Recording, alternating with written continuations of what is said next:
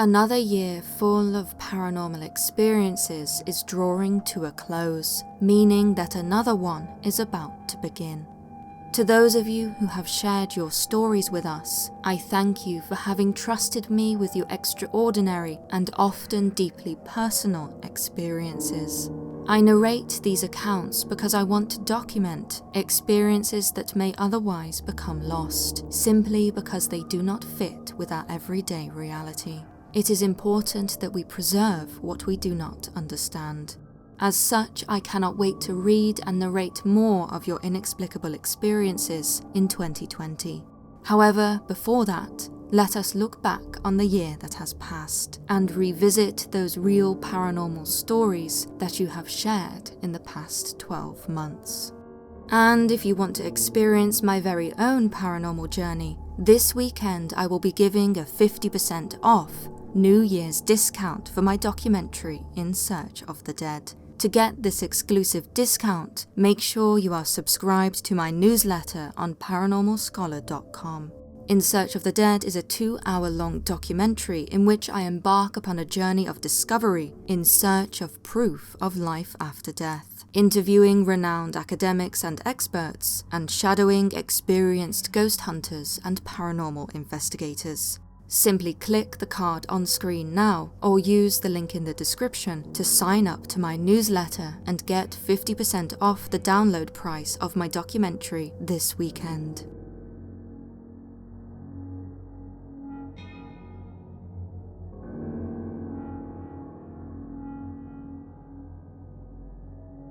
I live in a rural area, a beautiful and lush patch of land situated in the Florida Panhandle.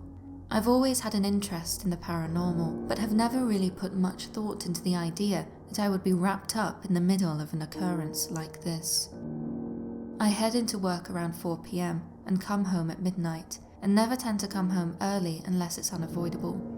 I also must mention that I live 2 houses down from my grandparents, which will become a relevant factor in this story. At around 8 p.m. one night several weeks ago, my grandparents received a knock on their door. Not expecting such a late visitor, my grandfather cracked the door slightly to see what looked like me standing there on the doorstep, lit only by the dim porch light. Immediately, my grandfather knew something was wrong. It looked and sounded like me, but it moved wrong. He later told me that its symmetry was off, like it shouldn't exist in a 3-dimensional space. Not only that, its colours were washed out. It was hard for him to tell in the dim glow of the porch light, but its colours seemed muted.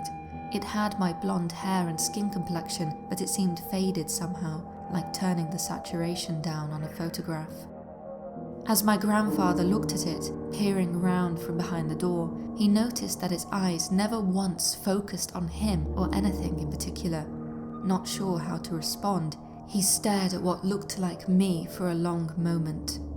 Eventually, it looked at him with its glazed-over eyes and mumbled, "It's me. Let me in." This is what struck my grandfather the most, its tone. I'm a very expressive person in both speech and mannerisms, so it didn't seem at all normal to him when this thing spoke in a flat tone and didn't emote with its face.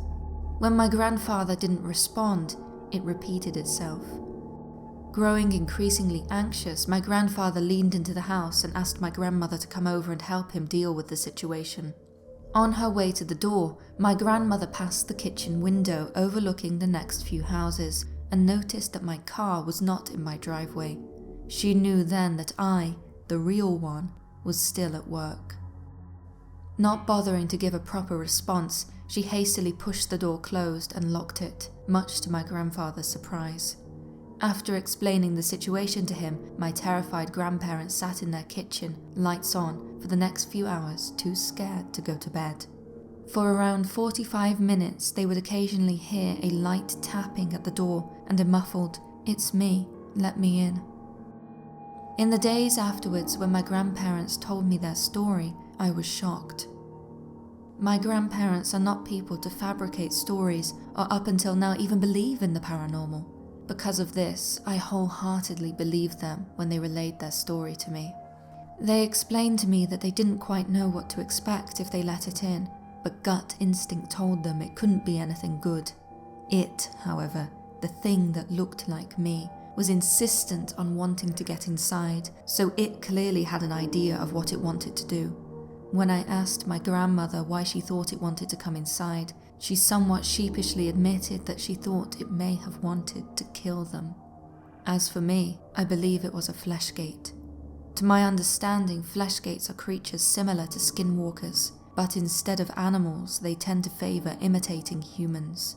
In this particular case, and for whatever reason, the creature favoured imitating me.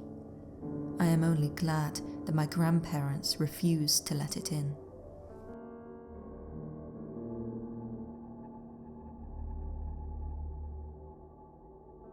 Before I can explain the circumstances, I must ensure you that the story I am about to tell is not in the slightest way fabricated. I know it may seem strange that I would turn to you, but I had no other choice. Writing this down is the only way I can keep my sanity. I want to stay anonymous and make sure that in no way this story would be linked with my name. However, I believed it necessary to explain the things I saw to somebody in hopes that they would listen. I am a student at a university in the north of England, and throughout my life I've always enjoyed camping. Being an avid reader introduced me to the works of Jack London, and since then I've always found a connection with going outdoors alone to get away from society for a short while. During the winter of 2017, I planned to make my first international trip to the Great White North of Norway. I'd made trips around the UK previously, and to say the least, I would consider myself an experienced wild camper / survivalist.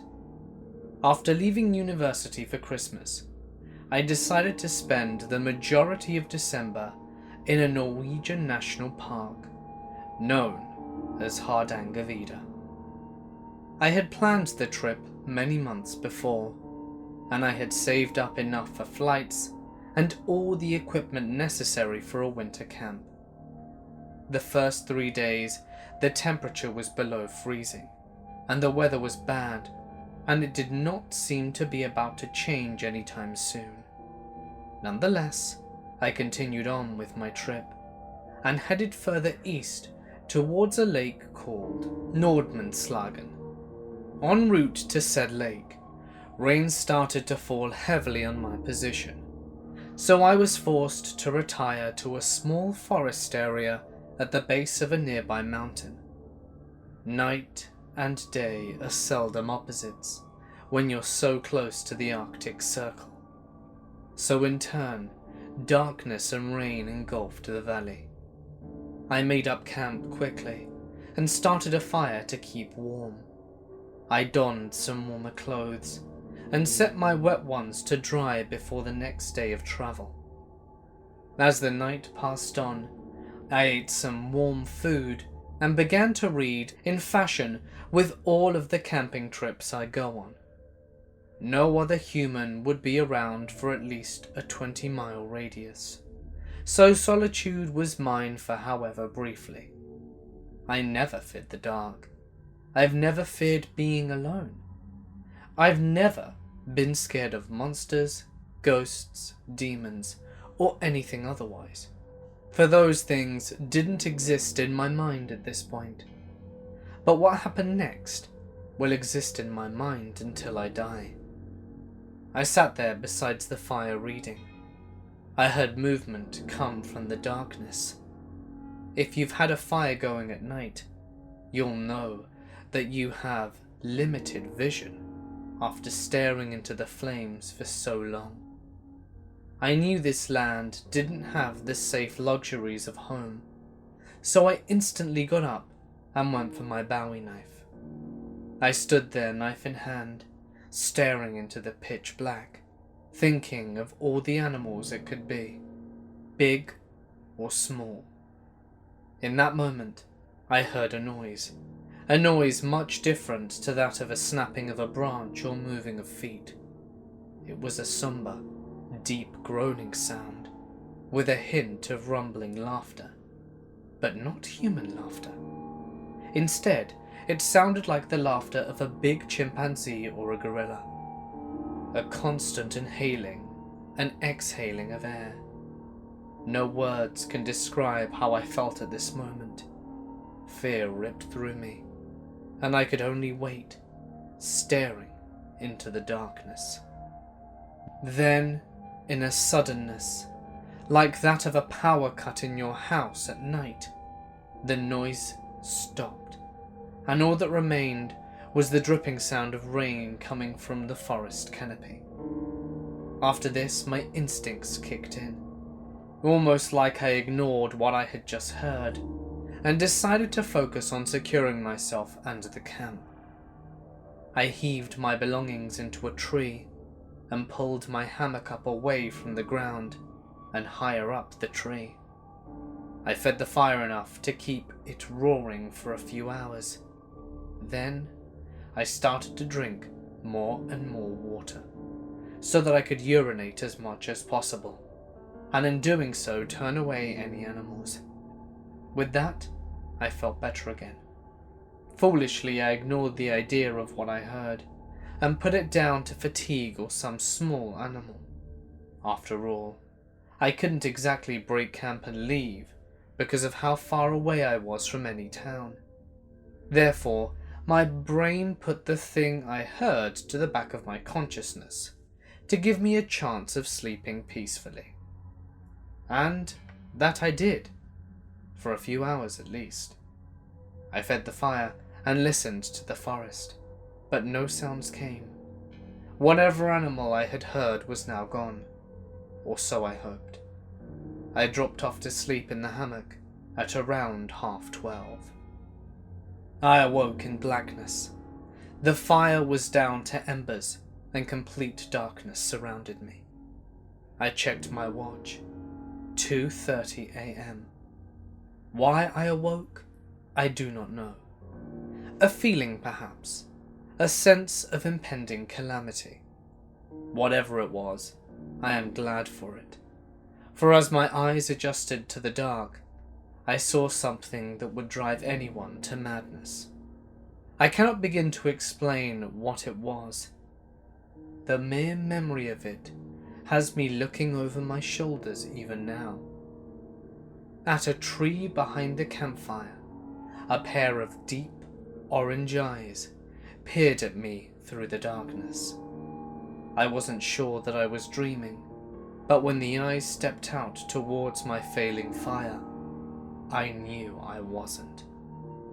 The sound from earlier started again, and it came from a wide, smiling mouth and the thing near the fire. Ape-like and hunched over, it still towered upwards of 7 feet. I don't know if it knew I was there, or if it was just curious, but it seemed to want to play a game, making that god-awful noise and staring in my direction. It started to nod its body up and down, like it was dancing. Then it stopped, as if interrupted by something. I think it noticed me then. It felt as if its eyes met mine. Anger was etched upon its face. Madness, lunacy of some kind, like it didn't want to be seen. For the first time in my short life, I felt like I was going to die.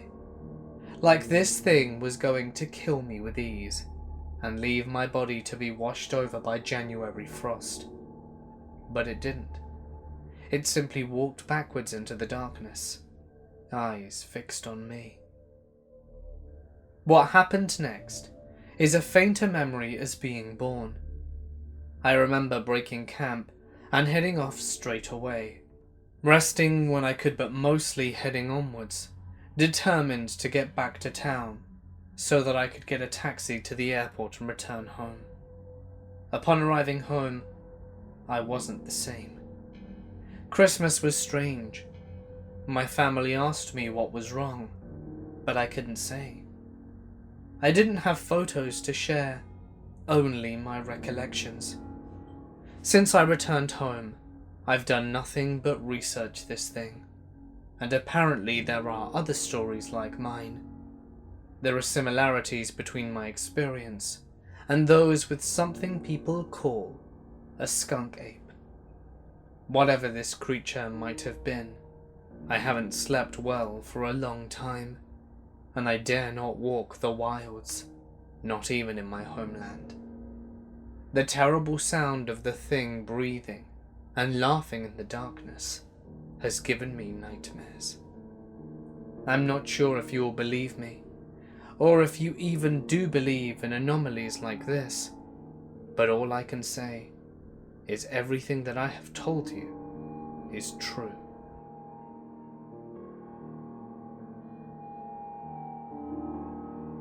I don't usually share this story. The only people who know are the others involved and a handful of friends. It's always haunted us, and although we've tried to find out anything we can about it, nothing seems to fit. I live in a small town in central Wisconsin, and it's always been the kind of place where kids would run around in small packs until midnight or later, since your neighbours were typically like an extended family. You have to understand first off that we all grew up in the country surrounded by woods.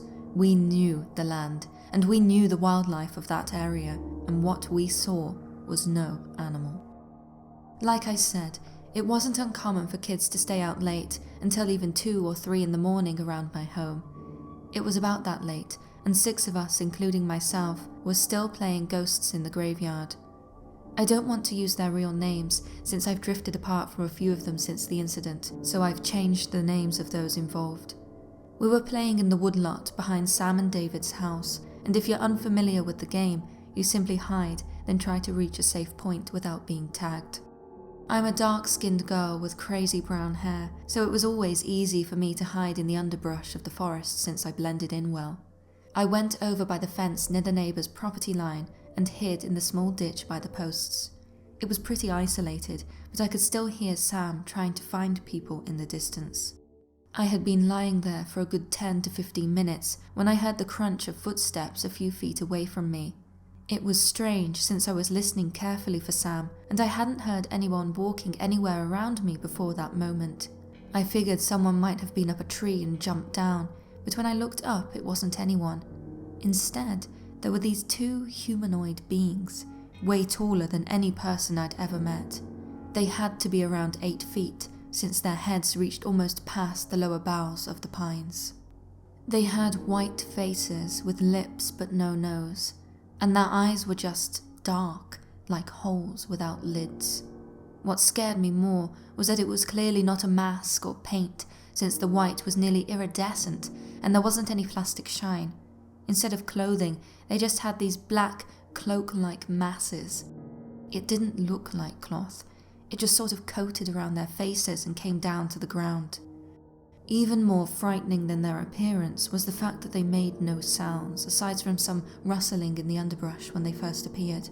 Anyone who has lived near a forest before knows that when it's quiet, it's quiet. You hear everything, even your own heartbeat. But they didn't breathe. There were no shifting sounds. They were just there. They weren't moving, and being a kid, I still thought these things had to be people. They just stood there, staring at me like they were waiting for me to do something. I was really stupid, and I should have just run screaming as soon as I saw them, but I was too scared to move.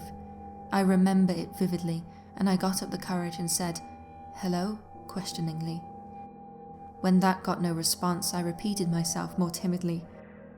I've gone through a lot in my life, but I've never been so scared as I was right then. Then there was this moment, like some weird buzz in the air, where I just knew that they were talking. I can't really explain it, but it's like the feeling you get when 2 magnets try to touch each other. They were talking about me. I just didn't know what about. Suddenly, they just started fighting with one another. It was synchronized, with both of them reaching and grabbing at the other at the same time, but there was still no sound. It was like someone had muted the television, except for that slight movement they caused on the ground. I ran after that. I was crying hysterically and calling for help. Anyone who knows me knows I don't do that. I don't cry or get overtly emotional. I'm the rock that everyone else goes to in a crisis situation. I was the oldest in our friendship group besides David, who was Sam's older brother and not really a friend, and had practically raised some of these kids even though I was only 13. I don't get scared, but I was terrified then. Of course Sam came running, and Ethan followed since he was already caught. They tried to ask me what was going on, but I could barely get it out. Seeing them gave me back some courage though, and I called out for Johnny and Abigail to get back to the house. Abigail came running back from the church lot down the street. She was crying because she had seen them too. She's always been like a surrogate daughter to me, and I remember her shaking. We were grouped up by the back porch when we heard Johnny scream. He came out to us, and his arm was scratched and bleeding. He said he didn't know what happened, but something had tried to grab him. We ran inside and woke up David. Sam locked all the doors, and although I felt a bit better inside, I was still freaking out, since these kids, my kids, were still in danger.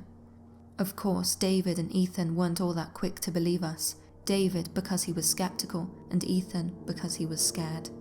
Like Sam though, David took it more seriously when he saw how shaken up I was. Like I said, I'm not one to get shaken up. The gun case was locked because Sam and David's parents were out of town, but they both played baseball and grabbed their bats. I didn't want to go back out there, but David said I needed to show them where they were. Sam went with me and stayed behind us as I walked them back to the fence, but they had disappeared. It was a relief, but when we got back inside the house and looked out the windows, we could see more of them, just staring at us from the edge of the woods. Their white faces were bright in the dark. All of us just huddled up in the living room, terrified. We were there for a couple of hours. Abigail kept trying to get me to take her home. She was still crying and worked up, and although I wanted to get her home, she was about a mile away and we'd have to go on foot. It was getting close to 4 a.m. though, and my mother called, screaming at me to get home before hanging up. I remember we went to the garage together and just looked out.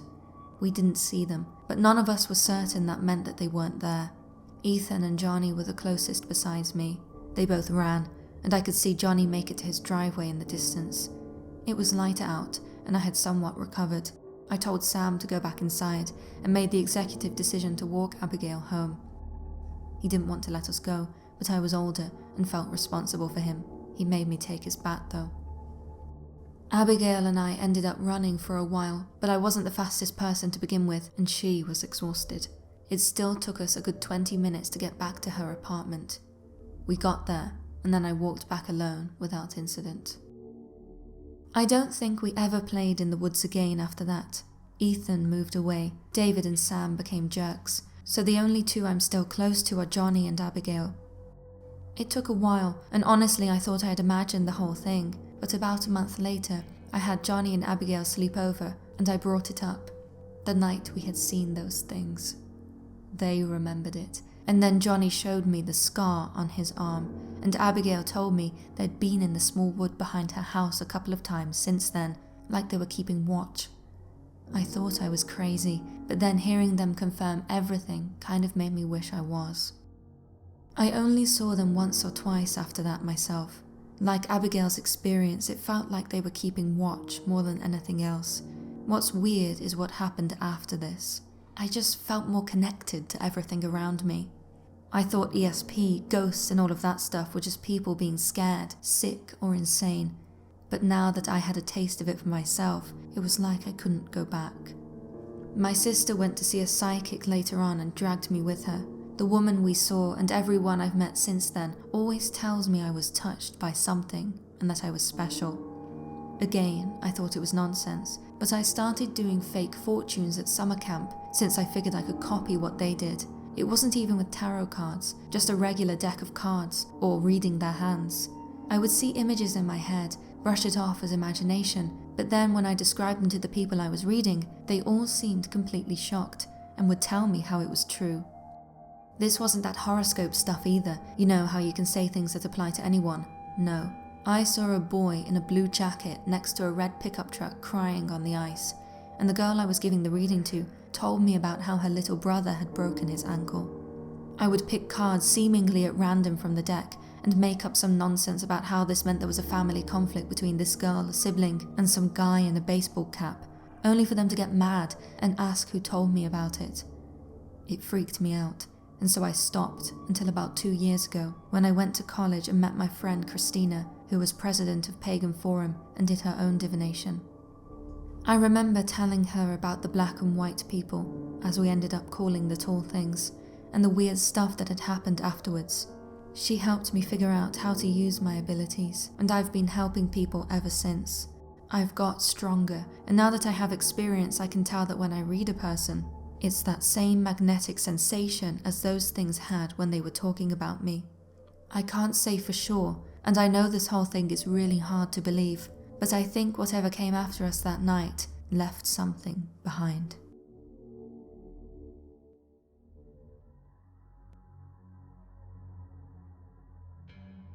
I am a senior citizen now, and this occurred when I was 4 years old. This was told to me at different times, when I was in my late teens and when I was in my early 20s, first by my older brother and sister, and then my mother. The story I am about to relate happened in the mid-1950s in Buffalo, New York. We lived with my mother and grandmother on the second floor of an old rat-infested apartment house with holes and crumbling plaster in the walls and ceiling. It was a common practice for my grandmother to position rat traps at the baseboards. Cheese was never used, but poisoned meat was. My sister once got her hand snapped in one and was scarred for life.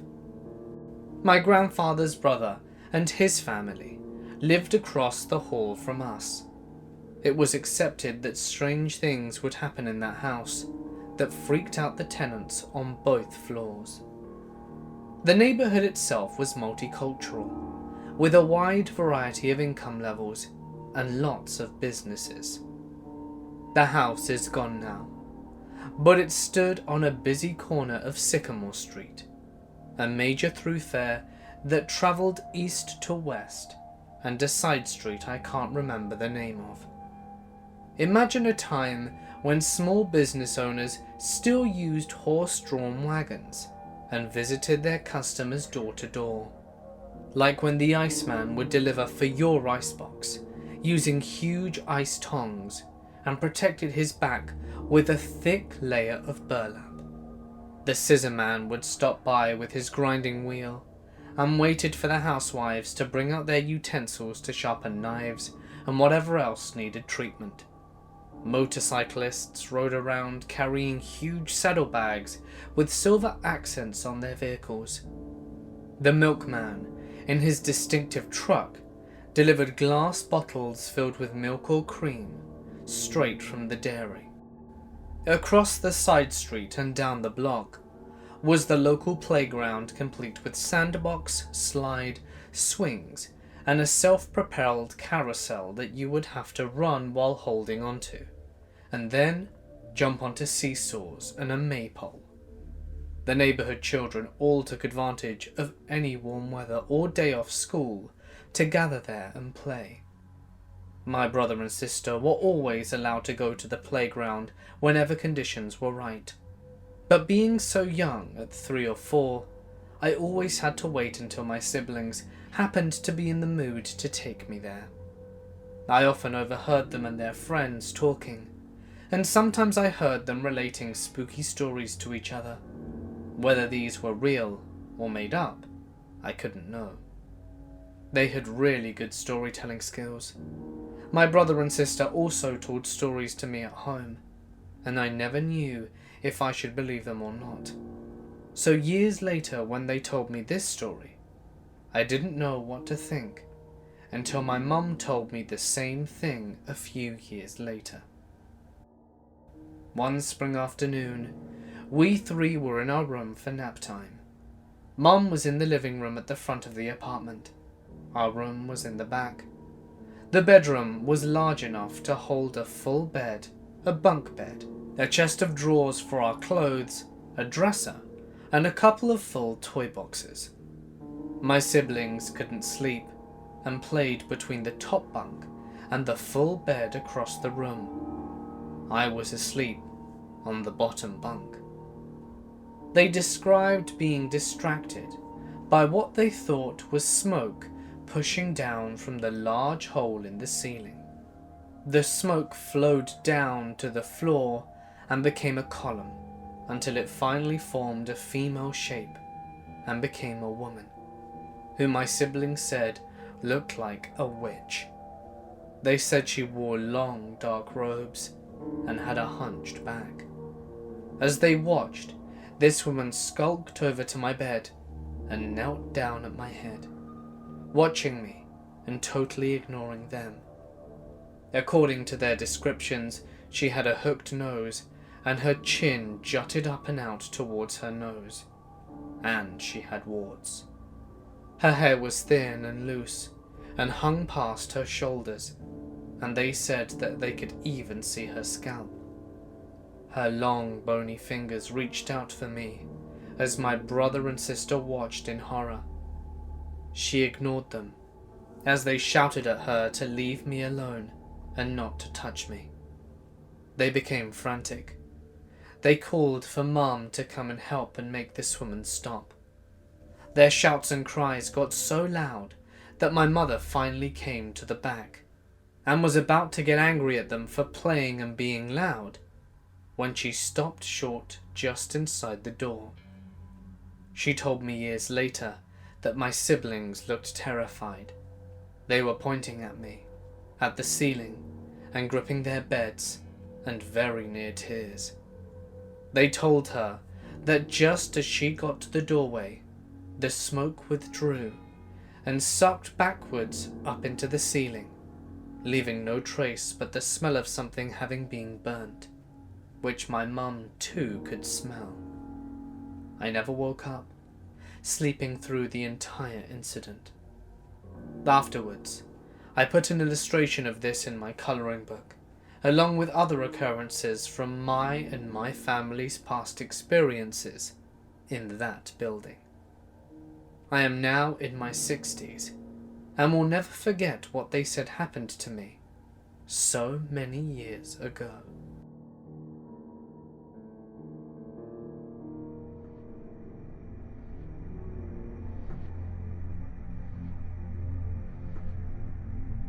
In 2006, I was deployed to Afghanistan from the National Guard as an embedded training team. As an ETT, I was told I would deploy and augment soldiers in theatre who needed plussing up. As an infantry ranger and special forces qualified soldier, I had the unique qualifications they needed for working with the Afghan military. I received 30 days of subpar training and was sent in. Once I was there, I was given a Sergeant First Class as my second. His name was Jones, and he was a good man. We were then kitted up and attached to an Afghan infantry company of 125 soldiers to mentor their NCOs and officers in real-world battle conditions. We also served as their link to the US forces for supply and support of all kinds. I was also assigned 2 contractor local nationals to serve as my interpreters. Initially, it was an odd experience, being thrown into an odd situation, but due to the autonomy my NCO and I were given, we enjoyed our time there. Eventually, I spent 2.5 years there, leaving in June 2009. A lot happened while we were there. Some of it was good, some bad, and some very bad. But what follows was odd, to say the least. The Afghan people generally do not believe in spirits or other supernatural things. They do, however, believe in djinns and angels. Djinns are not like the Aladdin version. They are bad news and vindictive, the equivalent of an evil spirit or demon. While on tour, I ran across a news story that said rangers near Kabul had run into vampires, and if they had not had their trusty standard issue bayonets with them, which had a plating of silver, they would have all died. The story was funny to all US forces and the Afghans, No one believed it, and a lot of the story made no sense, such as a bayonet having a silver plating. It was all BS, and we all knew it, but it did make us look twice in the dark. This was not alleviated by the stories Afghans would tell, stories of seeing movement in the dark and hearing sounds that made them worry. While in the hills and mountains of Pakita province, which is next to the Pakistan border, we had been told by US forces that anti-coalition militia were coming across the border at night through several valleys. The forces coming across the borders were reported to be working with Pakistan border control and were in no fear of discovery. We were told they numbered about 10 to 20 soldiers on foot dressed in light kit. Afghans had no love for the ACM, and for good reason. The ACM would extort, kill, and do unspeakable things to the locals. Afghan soldiers took their barbaric actions personally and would exact revenge at any time they could, without hesitation. The Afghan company was told to go recon the area and set up an ambush. It must be said that the Afghans did not have detailed plans like US forces, and the order was basically, go to this area and kill the bad guys. As such, my NCO and I provided maps and communications for the operation. The Afghan company commander rarely joined the missions, and so I was effectively the company commander in the Afghan soldiers' eyes. We had 3 lieutenants in charge of 3 platoons, and a HQ platoon which I became the commander of, due to being short of a 4th lieutenant. SFC Jones worked closely with the 1st sergeant. We were basically a family, and we respected each other. Before we even left to scout the area, one of the issues we had was to do with night vision goggles. As Afghan goggles were not issued, I was only able to procure 5 sets. These I gave to myself, Jones, and 3 platoon leaders. Other than that, we shared the night vision goggles on guard duty and in battle. Once our mission began, we scouted the area and found signs that the anti-coalition militia were using the area. Our first 2 ambushes were very productive. A US infantry platoon was also in the area and were directed to support us. For the planned 3rd ambush, we found a new valley, supposedly in heavy use by the ACM. The US platoon set up on the opposite side of the valley and had a clear field of fire up the valley to support us. It was during this 3rd ambush that the Afghan soldiers revealed that they had received warnings from local people not to go out at night. They said it was because Djinns roamed the hills. We ignored such superstition. Aside from not believing in it, we were heavily armed. The kill zone that we had established was about 100 meters in front of us. We picked an area that would force them to go through an area that was clogged with brush and rocks, which would then guide them along a sandy dry riverbed. I had 2 men further up the river, stationed as an observation post with a radio. They never engaged unless fired on. They simply hid and reported by radio. At about 2 AM I got a report from the US force that they saw movement at the head of the valley. My observation post, however, said they saw nothing moving. These reports kept coming in, but the Afghans continued to report no sign of movement. I was frustrated and assumed the US troops with abundant night vision goggles could see better. My men without goggles were listening more than seeing. I was so frustrated that at one point I exposed myself and looked down the valley, and sure enough, I saw what looked like about 12 to 15 guys in white robes moving down the valley, fuzzy due to the night vision goggles. They were about 500 meters away. We prepared to ambush them once we identified them. It was always my fear that I would ambush a bunch of drunk locals on their way home from a party, so identification was necessary before we acted. Yet, still the observation post reported no contact. Meanwhile, all the soldiers, including the US infantry, were keyed up and waiting for me to fire to initiate the ambush. Looking down the valley again, I watched in surprise as they walked right past my men at the observation post. They could not see them. It was then that I realized I could only see them when I looked through the night vision goggles. I ran all kinds of issues through my head. Do they have camouflage which the goggles are cutting through? I could not understand it.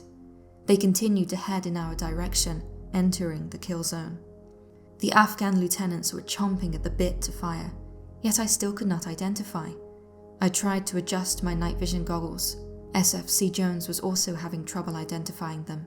Then, a shot sounded from my left, which I later determined to be one of the Afghan line soldiers from 1st Platoon firing by accident. That set it all off. We were committed. We initiated 2 claymores and open fired as one. It is a beautiful thing when it all comes together. One moment you're almost deaf due to the quiet, and the next it's so loud you cannot hear someone yelling at you. I gave the green flare to shift fires, and the US infantry platoon shot up the valley, and we charged into the kill zone like I had been trained as a cadet. I have to admit I had nothing other than the actions at hand on my mind. Yet, as soon as it began, it all fell apart. The Afghans suddenly started milling around. A lieutenant started yelling for them to search the area. I arrived at the kill zone and I saw nothing. Nothing at all. The US platoon stopped firing. There was just smoke and nothing. In the quiet, we all looked at each other. The US infantry was ready for a counterattack, but none came. I then almost jumped out of my skin as Jones open-fired further down the riverbed and was charging and screaming like a madman.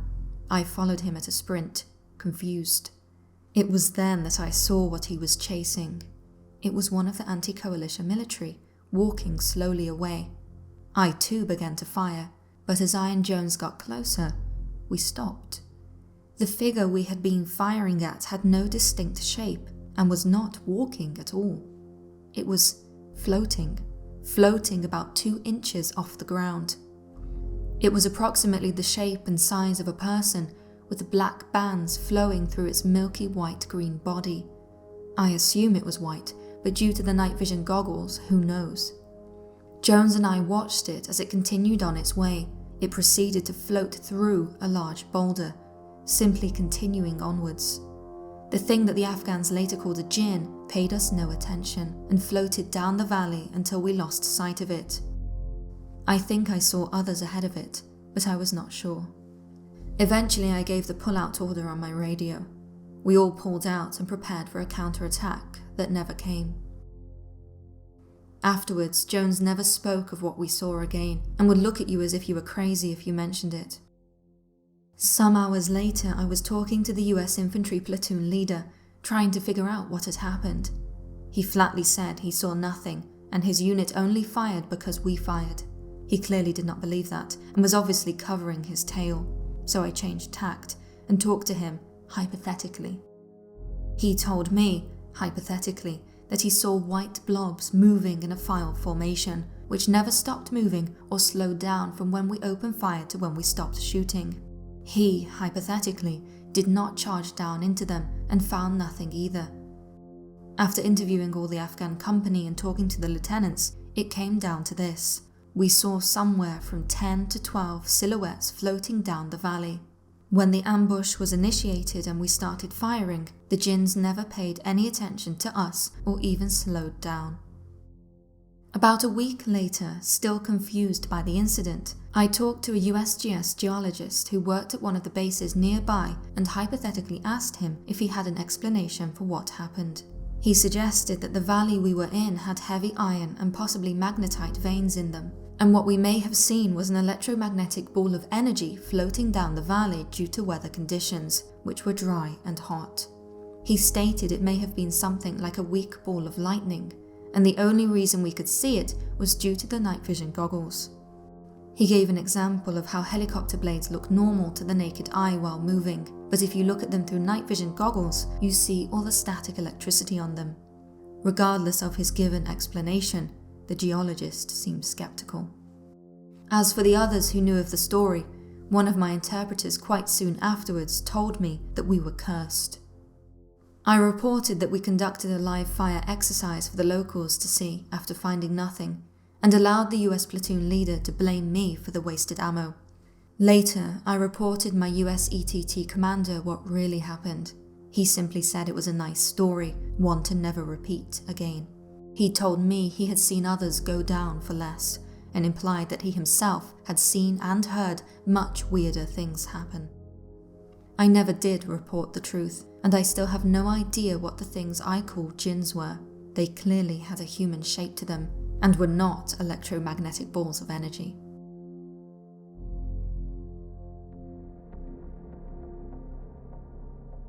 I am not a very good storyteller. I just remember things and tell them the way I remember them. I don't exaggerate to make them better. I just tell the honest truth. I spent 8 years in the Marine Corps, moving from one location to another. Our way of warfare is all but savage. When asked what makes the grass grow, the answer will always be blood. We are not reserved when it comes to the way we think, but saying that, this is one of the few times that I can remember what happened to me while in the Corps and was left lost for words. I had just reached a new duty station, Bogue Field. It looked to be a swamp that was filled in to make a runway, with the buildings there simply to support that runway. When I got there, only 6 buildings on this small base were being used full-time. The chow hall, the guards post at the gate, the warehouse, the air ops building, which was being used as the base's headquarters, recovery, and us. We were crash fire rescue. Our jobs were many, but mainly if aircraft crashed, burst into flames, or buildings caught fire, we were there. From the moment I arrived, I was aware that the base had a funny feeling to it, one I could never shake. The feeling was always there, and I can't describe it exactly. After all, it's been 14 years since I was there. But the place felt like it was alive, but not with animals kind of alive. It was more that there were other things there. I would say like it's haunted, but that's not very accurate either. It was more like dread. It's like the place had its own boundaries, not because of the fence that was there, but another kind of boundary. We would sleep at the base on our duty nights and didn't get back home until our duty shift ended, usually 26 hours on, 22 off. Every other weekend we would get 46 hours off. One night, while staying overnight, I woke up in the middle of the night, which never really happened except for the occasional head call. There were 5 sets of bunk beds in the room, so a total of 10 guys in the room sleeping. As far as I could tell, I was the only one of us awake. That was, apart from the 2 humanoid-looking creatures at the foot of my bed. When I woke, they were just standing there. There is only one reason I knew they were not people, and that's the fact that I could see the bones just under their skin. They had almost no meat or muscle. Their rib cages looked like that of a halfway decomposed body. They had no hair on their heads and did not have ears. Despite the dimness of the room, I could see that they had dark, dark eyes. There was no smell or sound. The room seemed to be frozen in time. At first I thought I was seeing things because a creature would normally move, make a sound or have a smell. But these 2 things just stood there at the foot of the bed, one bent over the other, staring directly at me, unmoving. When I realized that it was not my imagination, I asked who was there. No answer. I tried several times to get them to say something, but nothing. Strangely, I did not feel in danger. I felt at peace. These 2 creatures were only inches from my feet, yet I did not fear them. I thought I might have been dreaming. Even so, I said to the creatures, "You can't harm me. God's watching over me and will protect me." Soon afterwards, I must have fallen back asleep. Sometime later, I awoke for a second time that night. They were still there, still at the foot of my bed. No one else in the room had stirred. The creatures did not seem to want to do anything other than watch, other than stare. This time, I did not want to acknowledge their presence. Mind over matter. If you don't mind them, they don't matter. I repeated my affirmation and fell asleep again. When I woke up that next morning, I asked everyone if they had seen anything. They simply said they had slept through the night and hadn't seen or heard anything. All these years later, I wish I would have done things differently. I wish I had made a loud noise to get everyone else's attention, or got up to turn the light on. Sometimes I even wish I had attacked them. Just anything. From time to time, I wonder if it was all just a dream. A very realistic dream, but still just a dream. That was the only time this happened. The base always felt strange, like there was more there than what I was seeing.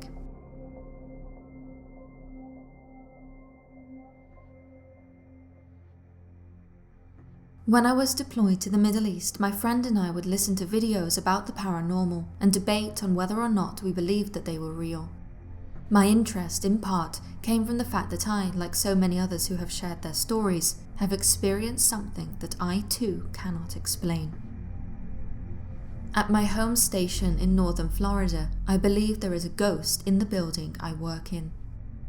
The first time I had any contact with it was when I was on night duty.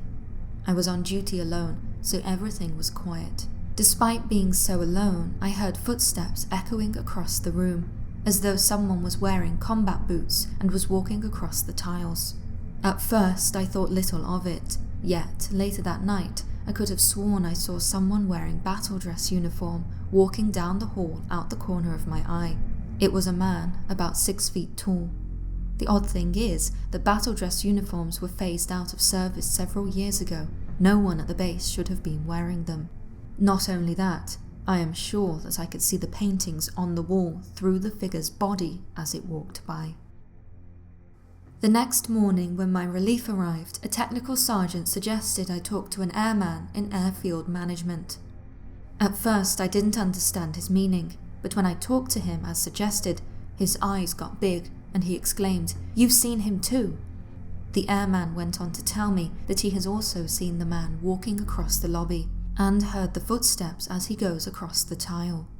He also explained that the ghost had a habit of turning on all the lights in the Distinguished Visitors Lounge, leading him to be named the DV Ghost, as well as setting off the motion-activated doors.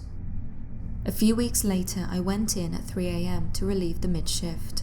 When I arrived, I saw that every light in the building was turned on. This was not usual. When I talked to the guy I was relieving, his eyes were wide, and he said he would not believe what happened. He went on to tell me how he heard footsteps running up from behind him, and then felt a cold rush of air. The weird thing is that the rush of air was going against the fans that were blowing on him, as though they had come from a different source. Just like my earlier experience, he too had been alone on duty. A few others have also related their experiences while working the night shift. All are similar to what I've already told above. It was like a soldier who was no longer with us was still at the base, haunting us.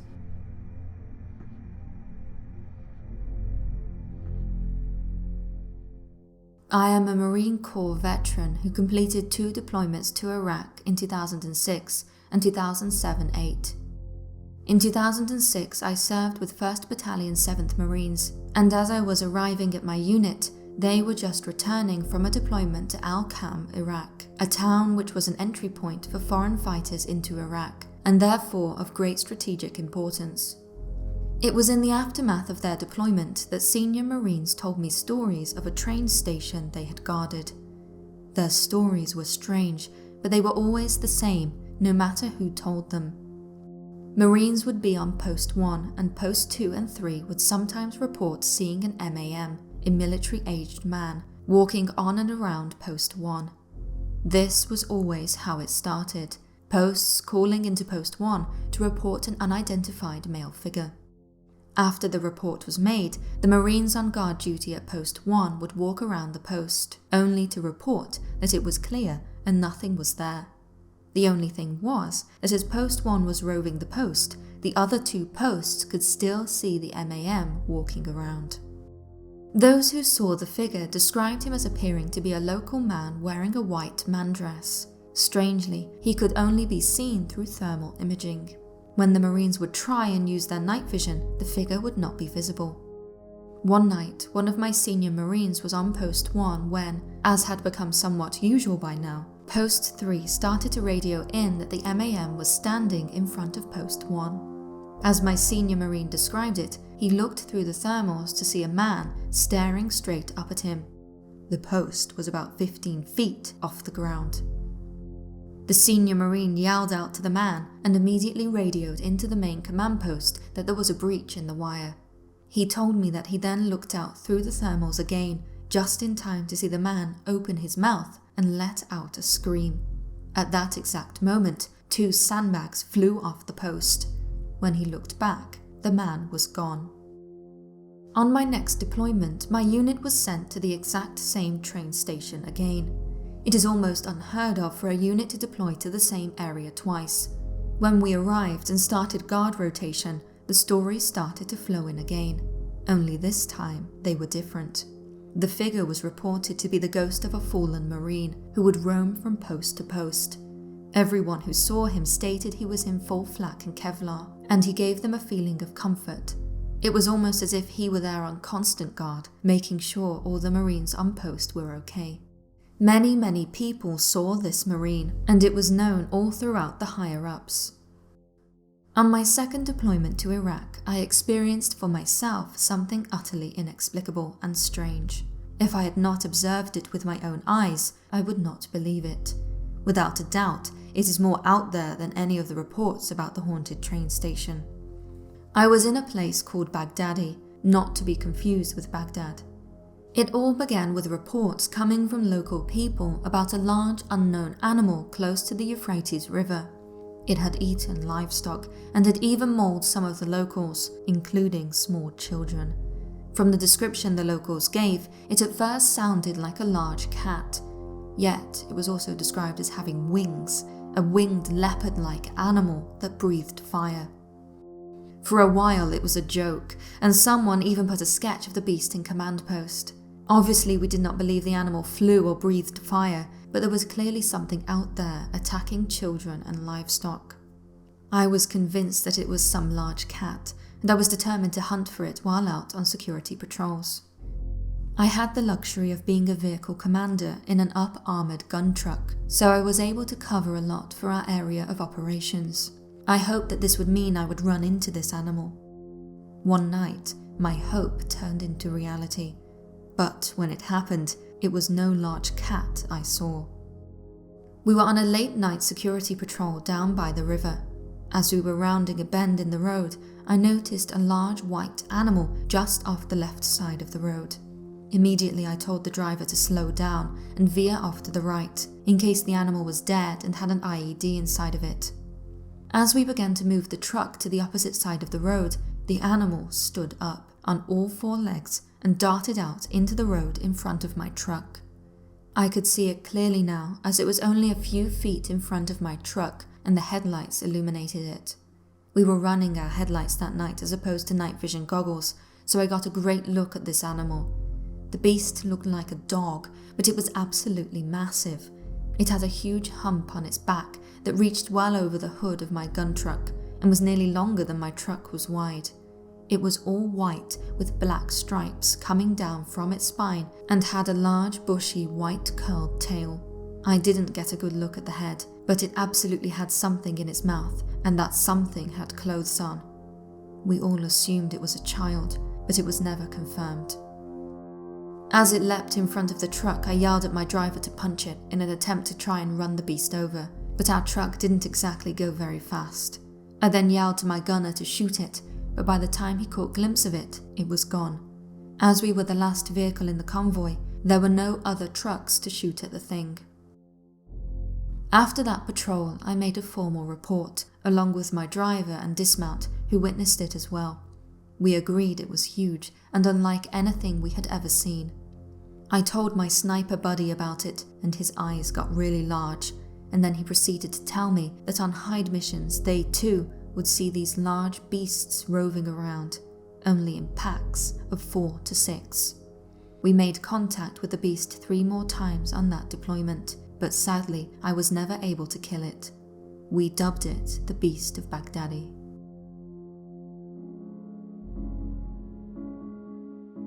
My name is Katie. 6 months after I married the love of my life, he was deployed for a year to Iraq. When he came back, he just wasn't the same. A little less than a year after his return, he took his own life.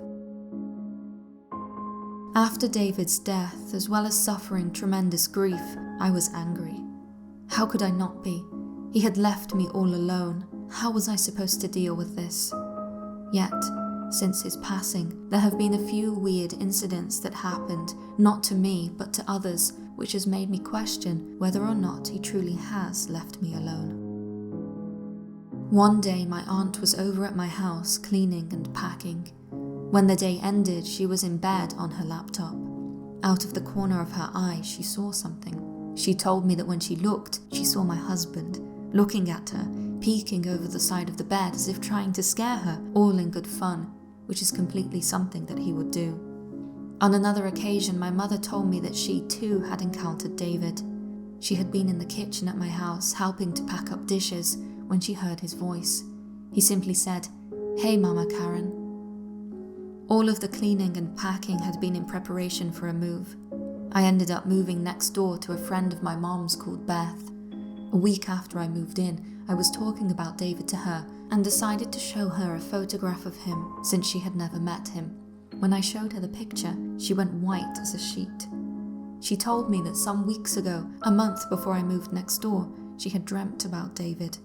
She explained that in her dream, he had come to her and said, "Tell Katie I love her and always will, and that I'm sorry." At the time, she had no idea who the man in her dreams was or who Katie was. She knows now. Another time, I moved in with my sister's roommate to take care of her pet while she had to be away for work. Shortly after I moved in, she told me that someone was knocking on her bedroom door early in the morning. I told her that it wasn't me, but the knocking continued for the entire length of my stay. Apparently, before I got there, nothing happened. After I moved out, it stopped. She told me that she felt like it was attached or connected to me, and that the only spirit that would be connected to me and not make itself known to me would be David.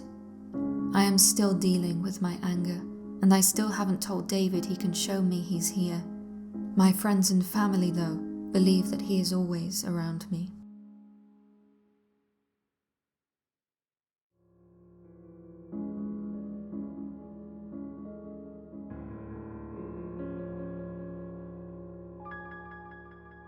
I am a security officer in North Florida.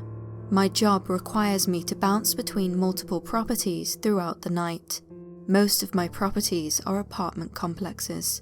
We also respond to calls from residents to come and handle issues that may not require the police. Around the start of the year, I was called to provide assistance to another officer for a situation he was handling. As I arrived on scene, I saw the officer, whose name was Jeff, standing in the parking lot with a resident of one of the apartments. Jeff explained to me that she had flagged him down, stating that someone was in her house. She told us that she lived alone, and when she left, all of the lights in her house were off. From the parking lot, I could clearly see through her window that the lights were on. The lady showed us on her phone that she had a motion-activated security camera inside her house that recorded brief videos whenever it caught movement. She then showed us the two most recent videos. The first was her leaving the house, where the lights were clearly off. The second and most recent of the two was a recording of the front door. There was nothing visible moving in the video. The lights were, however, on. As this second video played, just moments after the recording started, the video went black from top to bottom, as if a person had put their hand down over the lens. Then the video went from black to white. After she had showed us this, I looked up at her apartment's window. I saw a very clear silhouette of a person in her room. The figure turned and moved away. To be sure I wasn't seeing things, I asked Jeff if he had seen it too. He said he had definitely seen the person. I shined my flashlight into the window to see if there was any object that could be casting such a shadow, but there was nothing in front of the window. Certain that there was someone in the apartment, I radioed my superior. I told him what we had seen, and he immediately told our dispatcher to send law enforcement. Whilst awaiting the police, I saw the shadow 3 more times. However, after I'd shined my flashlight, the movement changed. It was no longer the image of someone standing in front of the window, but rather someone ducked behind it and peeking over the windowsill, almost as if whoever was inside was checking to see if we were still there. Jeff also saw it all 3 other times. When the police finally arrived, they had to get the residents' keys to enter the unit, as all of the doors were still locked. They spent about 2 minutes inside, searching before telling us the house was empty. They promptly left the area, leaving myself, Officer Jeff, and the residents still in the parking lot. I was not convinced the house was empty, as the police had said. After all, we had all seen the figure. Believing that there was a person inside, hiding somewhere, I escorted the resident to her home. Yet, there really was no one inside. She told me that nothing inside looked out of place. However, when she walked over to her kitchen table, to where she had placed her security camera, there was something wrong. The camera was face down, completely wrapped in a white hand towel. My thoughts raced back to the second video she had showed us that night, of the camera lens being covered. I could not think of an explanation as to how this had happened. Until that point, the thought of this being a paranormal experience had not even crossed my mind, but at that moment, I was absolutely convinced. Later, my boss would go on to tell me that he had had similar experiences, and that he believed that the resident knew there was an entity in her home, and wanted someone else to experience it as well, so she would know she wasn't crazy. She left the unit at the same time I did that night, and every time I've been back to that complex since, her car is always gone. I can only imagine that once she got the confirmation she was looking for, she moved out quickly.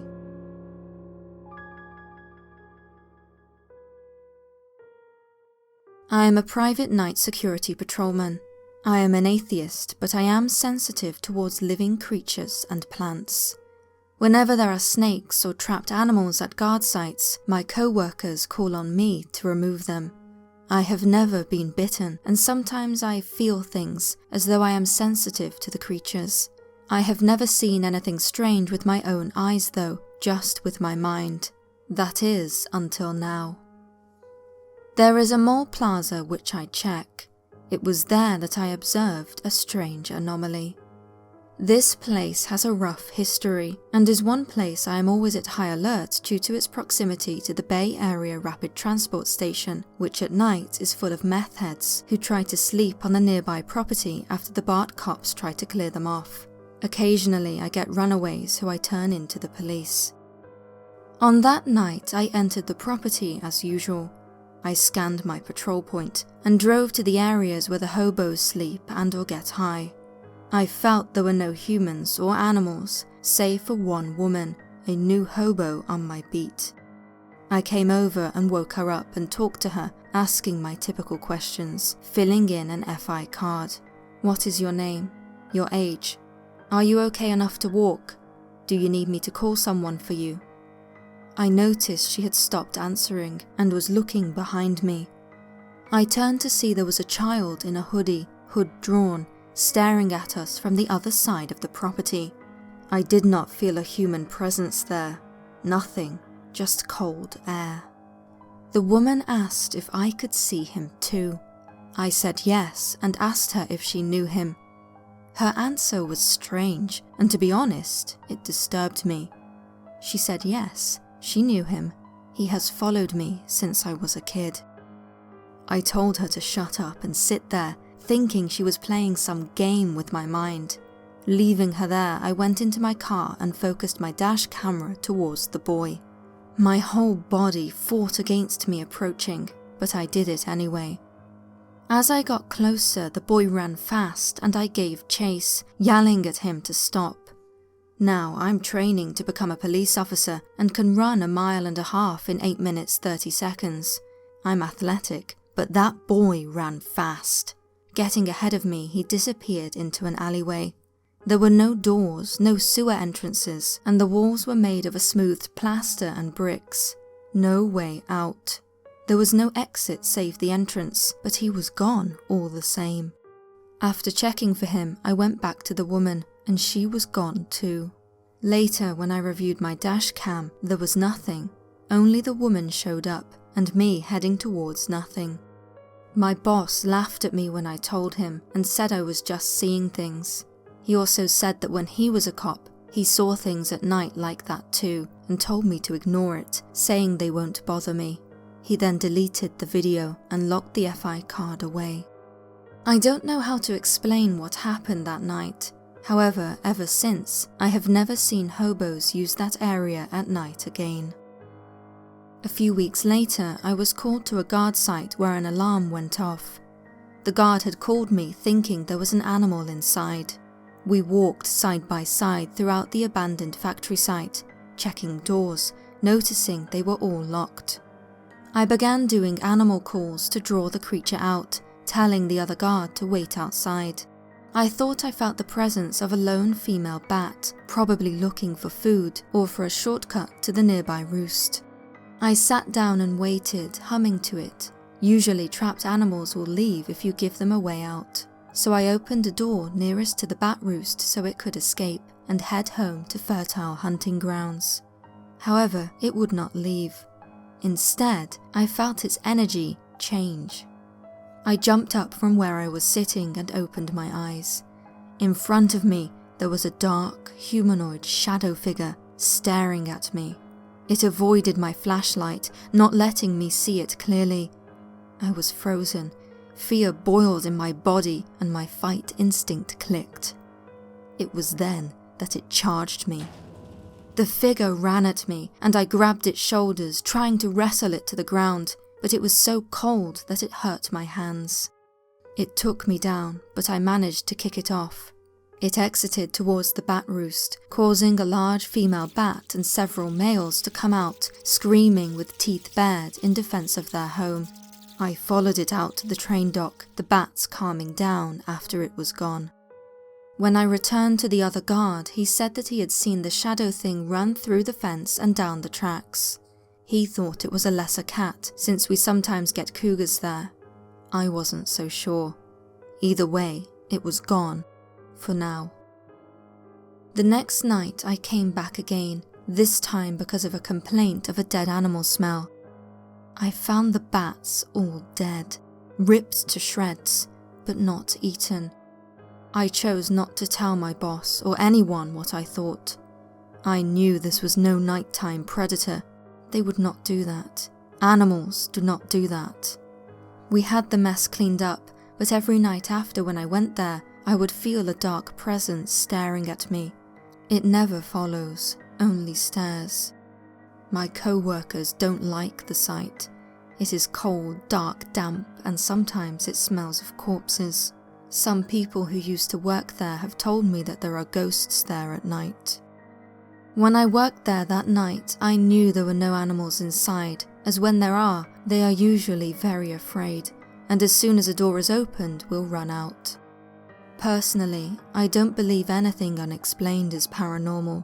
It is just another part of nature that we don't understand yet. It is normal. As for my own ability to connect with people, animals, and plants, I attribute it to having a disciplined mind. When I was a teenager, I used to get seizures until I disciplined my mind. That said, I have never seen or come into contact with these things like this before. Whatever I encountered those nights were strange creatures so strange that even animals and plants shy away from them. I honestly believe that they are not human, or at least not fully human. The second encounter concerns me the most. It was able to change its energy, its ID. To me it felt like a bat, but it was obviously not. It was something darker than even the night.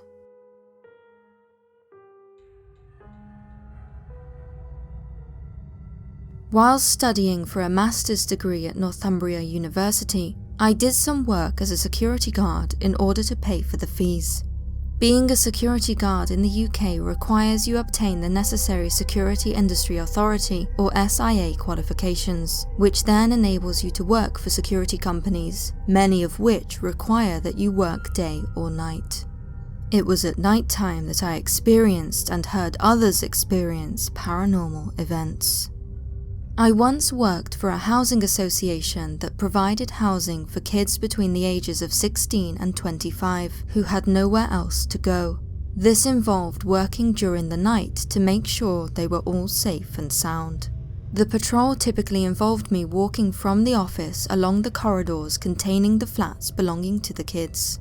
One night, as I approached the main office, I saw an apparition. The apparition appeared to me as the face of a baby. Its body was just a blur. It appeared to be around 5 foot 8 inches in height, though the odd thing about it was that it appeared to me as if it were a 2D cutout. If you can imagine someone holding a cutout of someone's face, this is exactly as it appeared to me. It only showed itself for a split second before the whole thing vanished towards the lounge area of the building where the kids would hang out in their spare time. Soon after this, I saw another ghostly apparition. This time, it looked like a mist walked straight through the main entrance. We had a CCTV system in the main office with cameras that fed from the children's corridors, and it was through this camera system that I saw it. I went over the CCTV DVR and rewound the footage just to make sure I wasn't seeing things, but sure enough, there was what appeared to be a ghostly form on the monitor. As guards don't have access to the actual video files on the security DVR systems, I recorded the footage using my mobile phone. I still have a copy of it. Surprised by what I had seen, I, from the start, tried to think rationally to explain what it was. Perhaps it was the headlights of a nearby car. However, upon reviewing the footage, I could see that if it were the headlights of a vehicle, then it would have emitted light on the far wall. It didn't. The next morning, I told the staff who work with the kids to find jobs and so on during the daytime what I thought I had seen and showed them the footage. Some were doubtful, others were more open-minded. One of the staff members told me a story about how the very building we were in was built upon an old mining pit where accidents would have taken place on a regular basis. Another temporary staff member seemed incredibly scared by it. She never returned to work and was transferred to another branch, and I believe my experience and the video were the reasons why. I, however, could not get away from it so easily. This was not the last paranormal experience I would have. On one occasion in the same building, when I was conducting a routine patrol, I heard a very clear noise in my right ear whilst walking down the stairs. It was a male, as it was deep, and sounded like someone exhaling very loudly in my ear. There was no one there. I just ignored it and nothing else happened. Another strange instance involved the site's intercom system. Next to the office was a spare room where emergency clients would be kept whilst their housing applications were being processed. But on this particular night, there was no client in that room. I was sitting at the desk when I heard the intercom phone in the aforementioned emergency room ring. The issue was that there was only one phone in the head office which had access to all the other phones in the building. Being in the office, I knew full well that no one else was in the office calling the room next door. It was right in front of me after all. It rang and stopped. Around 2 minutes later, it started to ring again. I went towards the wall that separates the two rooms and shouted out, "Will you please stop that?" It stopped, and it never happened again. With all that I had experienced at the site, it was not surprising when I learned that others had also had strange things happen to them there. Across the road from us there was a business centre for entrepreneurs, and one night their alarm systems were sounding off. Because I wasn't contracted to them, I thought nothing of it. However, the next day, one of the clients I was looking after in the building I was in came down to the office to see me in the evening. He appeared confused about something. I asked the client what he wanted, and he replied by saying that a strange thing had occurred the previous day. Bearing in mind that I had never told any of the clients about my paranormal experiences, he told me that after returning back during the day, he found his bathroom door locked from the inside. I asked him whether it was jammed, or could it have been caused by banging it, but he was an intelligent lad and was adamant that the lock used couldn't have been locked by itself from the outside. It must have been locked from the inside. Suspecting he was telling lies, I asked him, "Well, how did you get back inside then?" He said that he had used his penknife to get back in, which took him about an hour or so. I was intrigued by it, but then he added that it was strange because it was later that night that all the alarms were sounding from the building opposite. To my knowledge, this had never happened before or since. I even asked him whether he had known any of the buildings across from us to have their alarms sounding, to which he replied no. Of course, I cannot say whether or not there was a connection, but it was certainly a strange coincidence. During my shifts, part of my job would be to make numerous check calls to other branches throughout the night. Check calls are pre-arranged calls made to other workers so as to ensure that they are safe and sound. This would happen every 2 hours, and if the call on the other end wasn't answered, then I'd have to contact the police, who would send a unit to investigate. Anyway, during one of these calls, I talked to one of the regulars who was called Derek. During the check calls, we would often make chit-chat about how we were getting on and how things were, and so eventually I built up a picture of Derek. Derek was in his late 60s and was close to retirement. In fact, he was due to retire in just a few months' time. During one particular conversation, having experienced recent paranormal events myself, I asked him if he had experienced any. He told me that there were far too many to mention, though one in particular stuck in his mind. Derek explained that he had worked in security for most of his life, and that when he was in his 20s, he worked for a company with state-of-the-art technologies working for the UK government. This was a warehouse that stored classified items like weaponry and barrels. One night, he glanced down on the CCTV and saw the figure of a man leaning against one of these barrels. Derek couldn't believe his eyes and looked harder towards the monitor to make sure he wasn't seeing things. However, sure enough, there was a man dressed in what he claims was 1920s style clothing, just leaning against a barrel. As I said, the company had state-of-the-art technologies for the time and was working to secure a warehouse which contained classified items. This meant that security levels were very high. The floors were pressure sensitive, meaning that should anyone have stepped on the floor of the warehouse, the alarms would be raised. This unknown person leaning against one of the barrels didn't sound the alarm, however. Derek projected to me how confused he was at the time. He then went on to tell me that he decided to call the police to the premises. When the police arrived, Derek explained the situation to them, even rewinding the CCTV footage in front of the police. They, like Derek, could see a man leaning on a barrel, as clear as any other person alive. Both the police officers and Derek were flabbergasted. He then told me that they conducted a thorough search inside and out of the warehouse. They found nobody there, and no sign of forced entry. When I asked him whether he was absolutely sure he had seen a person there, he could not have been any clearer. By the way he explained it, he was utterly convinced, as were the 2 police officers who arrived later that night. A man had appeared in the warehouse without activating the alarms. Years later, I can say that I too am no stranger to paranormal experiences.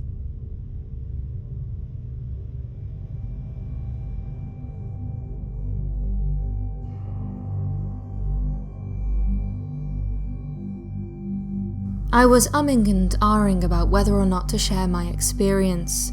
I don't tell people because no one would believe me. My experience is chilling, strange, unexplainable, and hard to believe. It sounds fake. In fact, even though I am a believer in the paranormal, if someone shared this with me, I wouldn't believe them.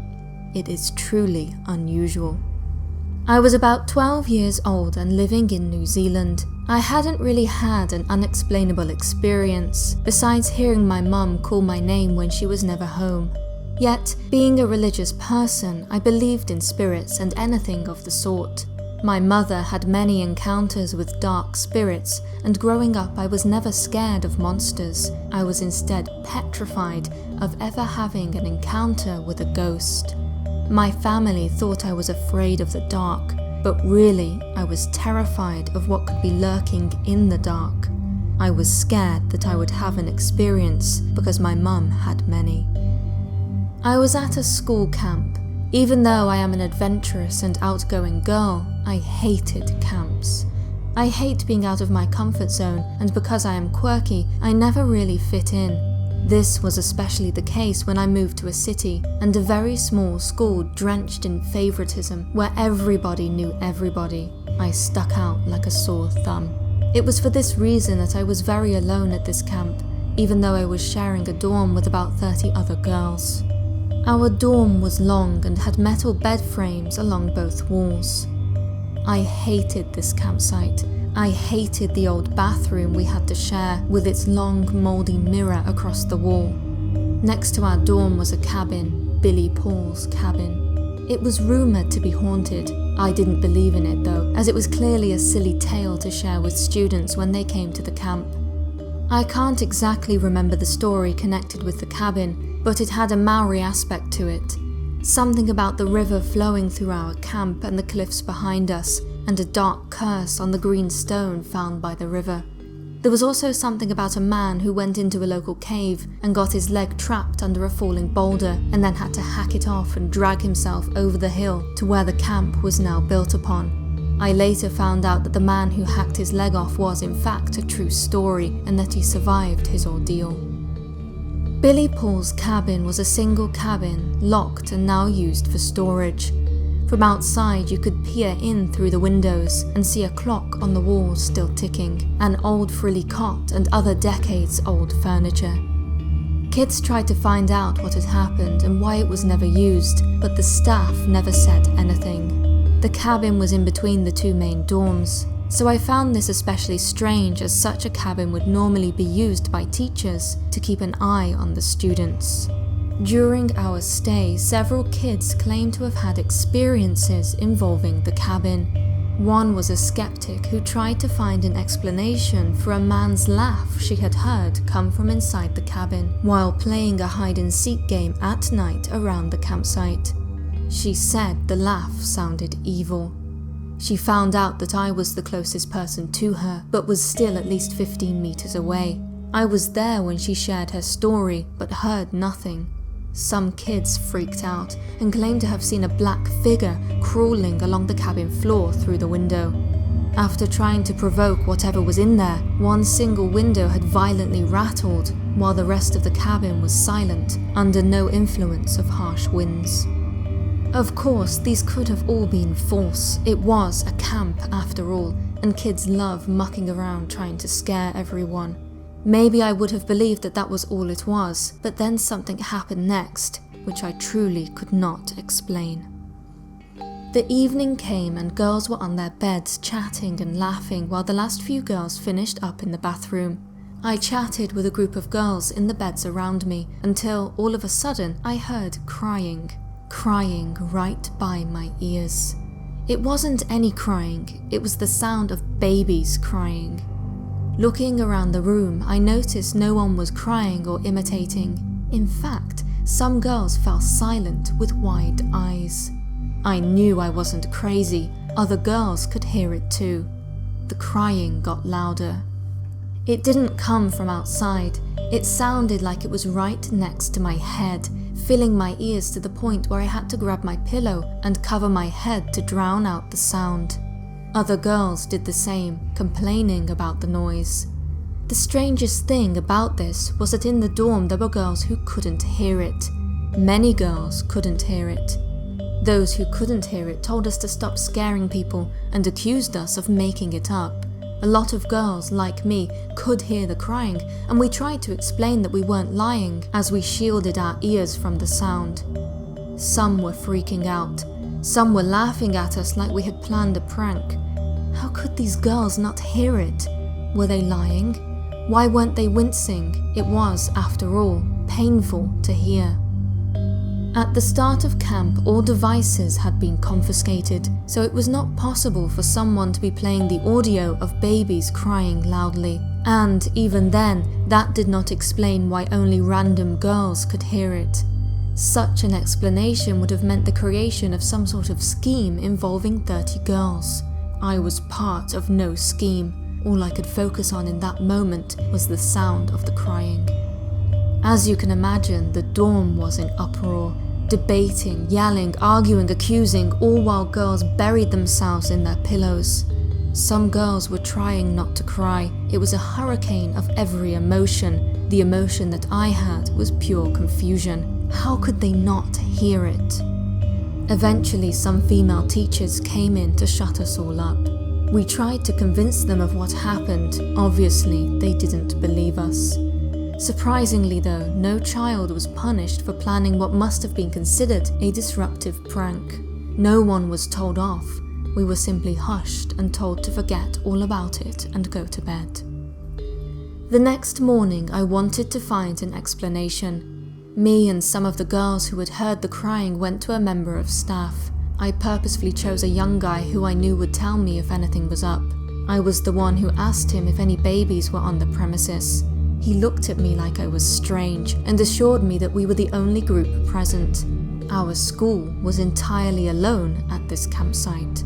I told him the experience. Even the other girls chimed in, trying to convince him. He said it was creepy and agreed that it was impossible, yet I knew he didn't fully believe us. After walking away from him, my heart fell to my stomach. I felt sick. To this day, I can't find an explanation as to what happened that night, but I know what I heard. I can't deny it. It was real to me. It was in my ears, for crying out loud. Literally. How could this have been a prank? Was it something to do with the cot in Billy Paul's cabin? I feel so stupid for sharing this, and I know that I cannot force anyone to believe me. Whatever you believe, I will never forget how I felt when my heart sank, or the loudness of the crying. It was truly, truly strange.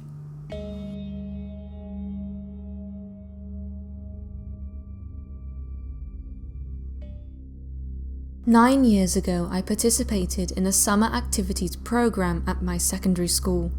The program took my class and I to an old mansion with an adjacent large pond, which belonged to an old wealthy family.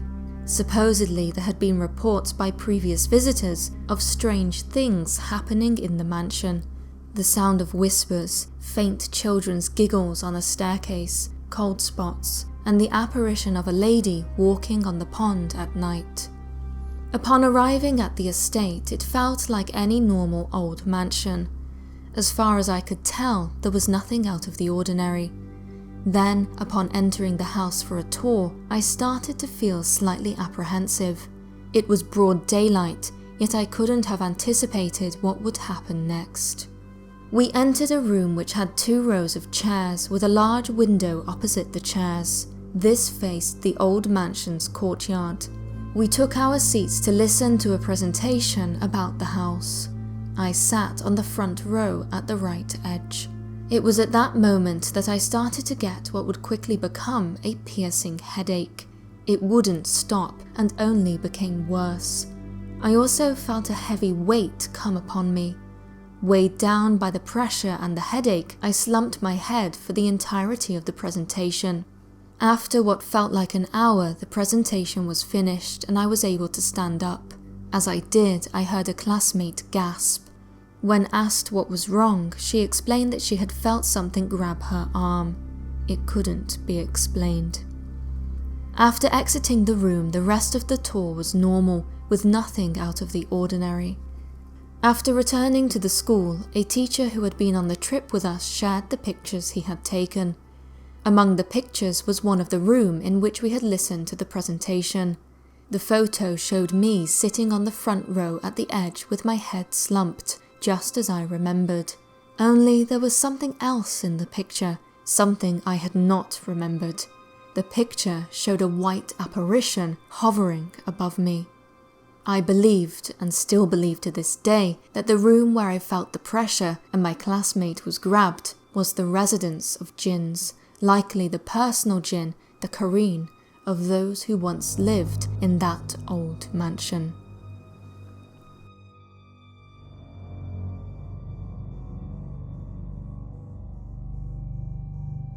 There was a church field trip my brother and I were invited to. It was mainly for deaf and hard of hearing people. My brother, who is deaf, was excited to go on this trip, as many of his friends were going. Neither one of us is really religious, but it would be a good chance for him to spend time with his friends. As his older brother, my mum made me be a good big brother and watch him to make sure he didn't get into trouble.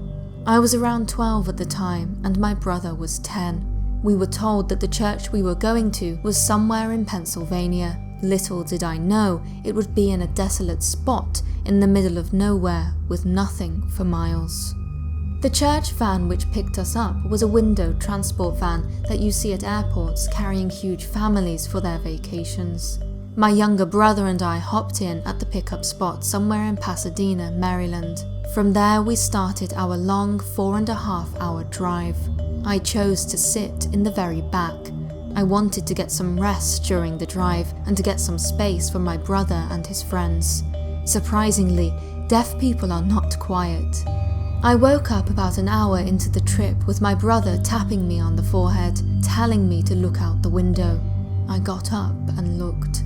I could see nothing but trees out the window. It was around 5:30 p.m. and it was the beginning of fall, so it started to get dark around 6. My younger brother insisted I look at what he was pointing at, so I hopped over the seat to get a better look. I still saw nothing. I turned around and signed to him that there was nothing, and I couldn't see anything. Yet, as I hopped over back to my seat, I noticed something red out the corner of my eye. When I looked out the window to my left, I saw a pair of red eyes. They were moving as fast as the van. The van must have been going around 45 miles per hour down roads that were twisting and turning. I immediately slapped my brother on his shoulder and signed intensely, "I saw it, I saw it." He then asked what it was. I signed back that I wasn't sure. A ghost, maybe? This wasn't such a radical idea, I thought at the time, considering how close we were to Pennsylvania, a state which is notorious for its ghosts and hauntings. Wondering what we had seen, my brother and I looked around to see if we could see the mysterious red eyes again, but they had vanished. With nothing more to see, I went back to napping. My brother and his friends decided to start playing their Game Boy Advances. Fast forward 3 hours and we had arrived at the church. I had long forgotten the red eyes. Everyone went inside the church except for my brother, his friend and I. We decided we were going to play some basketball, since there was a basketball court that was lit up around back.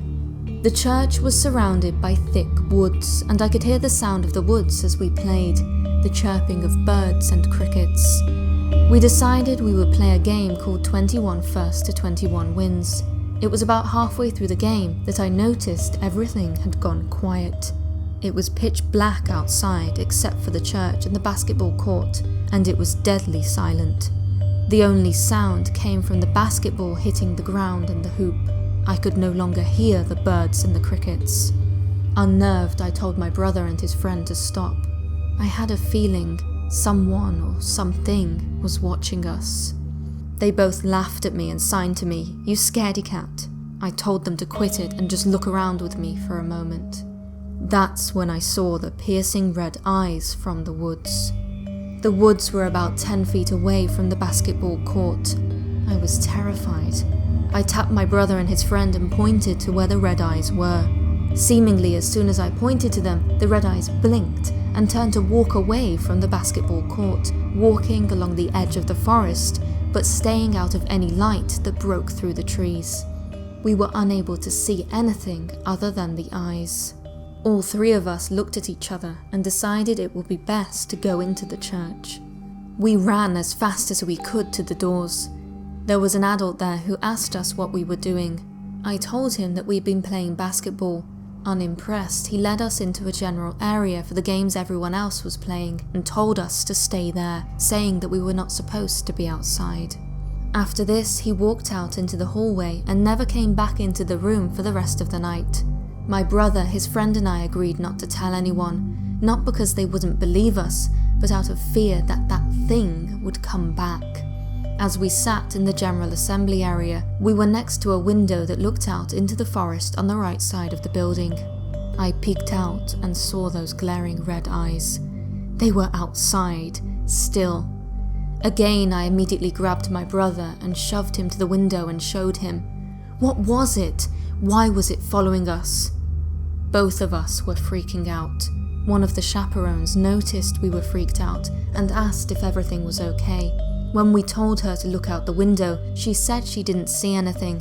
Immediately I looked back out, and sure enough, I didn't see a trace of the red eyes.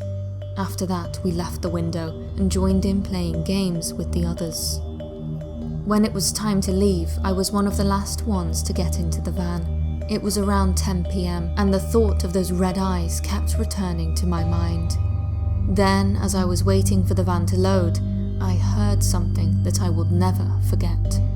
It sounded like a cross between a dog howling and a blood-curdling screech. It sounded inhuman. I was the only kid there who could hear fine. I turned to my brother's friend, who was hard of hearing, and asked him if he heard anything. He said he hadn't. I was the only one who had heard it.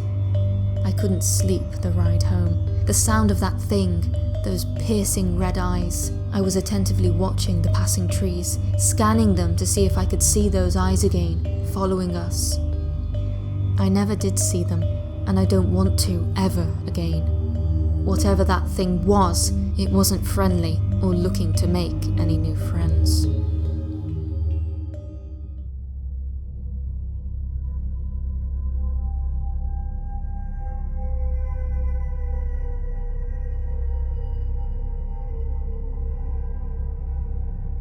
In late August of 1997, I moved to a big house in a small town in Vermont.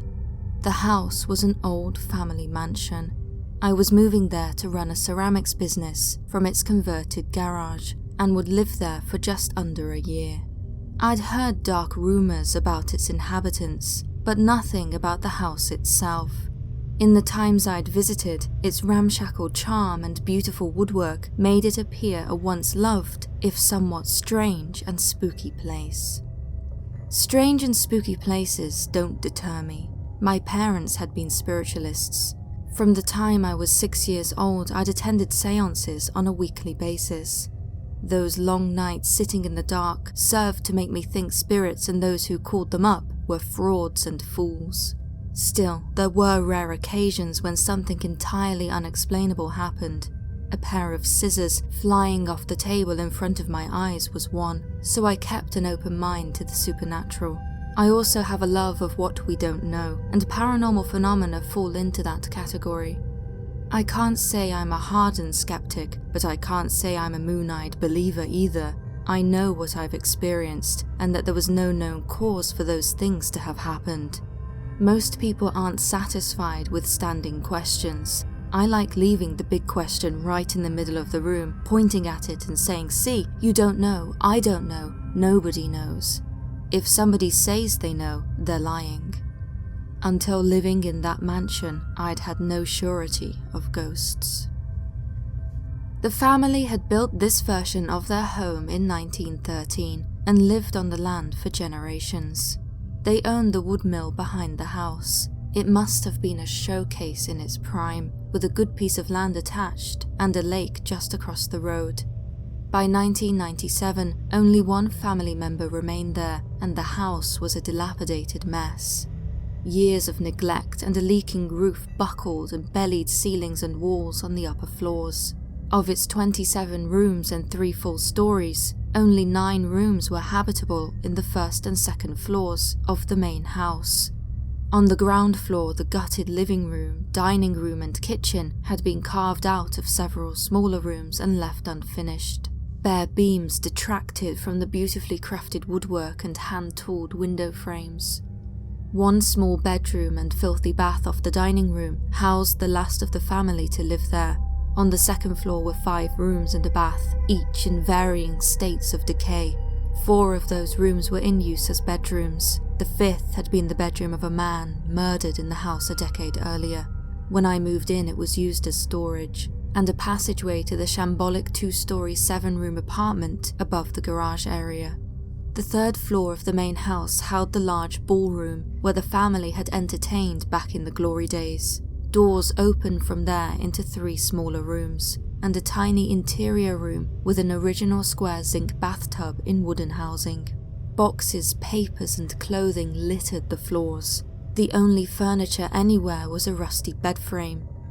Dropping from the floor of the east-facing room ran a small steep staircase that led down to the apartment over the garage.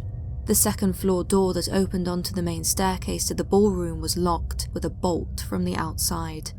That staircase had a pronounced pitch to the left, and it was a trick to keep your balance while climbing or descending them. Above the 3rd floor was an attic, and above the attic a cupola that gave a grand full view of the lake and surrounding grounds. My bedroom was in the rear of the house's 2nd floor, at the end of the hall, below the ballroom. The first night there I was exhausted from the move. After a shower I went to bed, and within minutes heard sounds coming from the ballroom above. Footsteps and voices. My housemates, I thought, and went out to the hall to ask them to keep the noise down. Passing the top of the main staircase, I heard them all below in the living room talking while watching television. It must be old house noises and acoustics, I told myself, and went back to bed. Then the music started, and furniture dragged across the floor directly over my head. "There's no furniture up there," I said to the ceiling. Determined not to look more like a weirdo, even to myself, I pulled the covers up and tried to ignore it. Eventually I fell asleep. The next morning at breakfast I told my housemates about it. Nonchalantly they said it happens when someone's new in the house, and that it would stop in a week or so. They were right. It stopped about a week later. For a while, nothing out of the ordinary chaos of living there happened. Life went along with the ceramics business, my 3 odd housemates, and 4 dogs in that big, drafty house. My widowed stepfather came to spend Thanksgiving weekend with us and stayed in my room while I bunked in the front bedroom. He reported hearing the active ballroom every night he was there. Music, voices, dancing, furniture dragging. Being a spiritualist, he thought it was wonderful. By that winter, I'd fallen in love with the old house, and its poor condition bothered me. 2 of my housemates went south for the holidays and then on to Florida, leaving the last family member and me there alone for several weeks. The ceramic shop closed for the winter, so I began undertaking projects to stay busy. With the help of a friend from town, I tore down 2-bedroom ceilings and hung new ones. We stored the materials in the unused 5th bedroom. One day I was dragging sheetrock out of the room while trying to keep the dogs from running the passageway to the apartment beyond. Irritated, I said out loud, "If you want to help me, you could open and close these doors for me so I don't have to struggle with the dogs." The door in front of me opened wide. I quickly pulled the sheetrock through and the door closed behind me. The dogs were standing still at the top of the stairs. All my hair stood on end and my bravado fell. I left the sheetrock there in the hallway and ran downstairs. That night, I slept on the couch in the living room.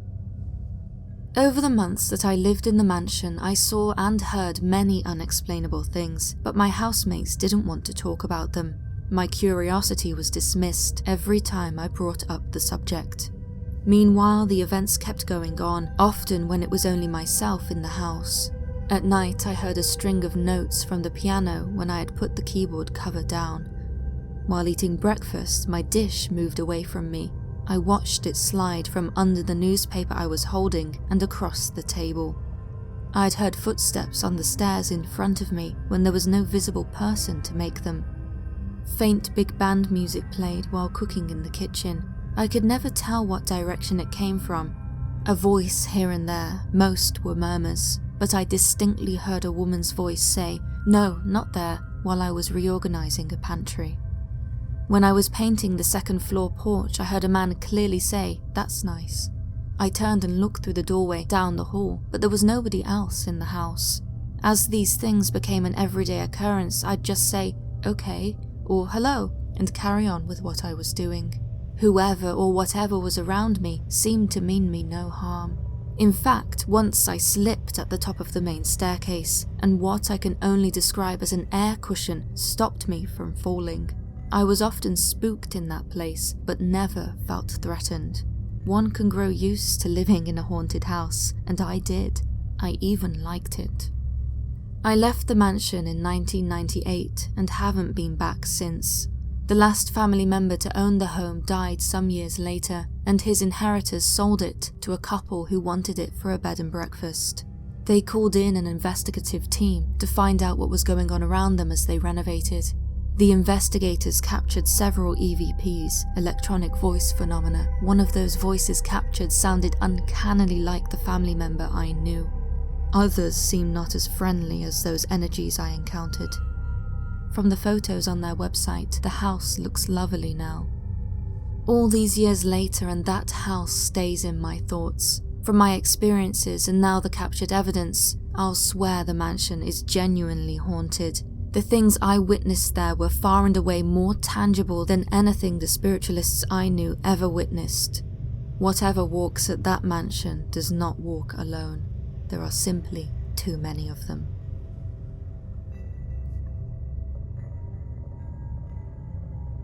I come from Charleston, South Carolina, and my family has lived there since it was a colony.